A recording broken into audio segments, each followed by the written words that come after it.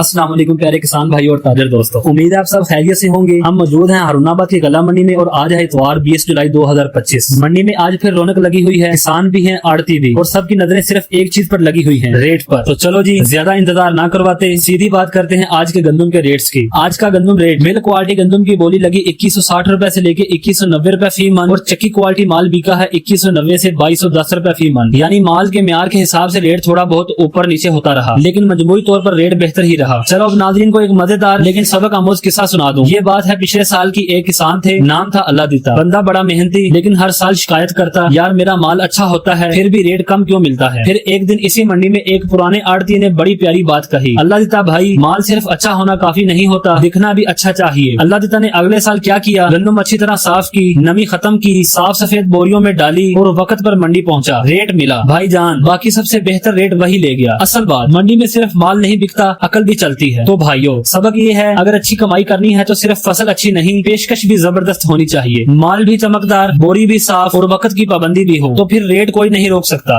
अगर आपको ये वीडियो पसंद आए तो दिल से शेयर करें, हो सकता है किसी और को भी ये बात फायदा दे जाए। अल्लाह हाफिज, अगली वीडियो में फिर मुलाकात होगी।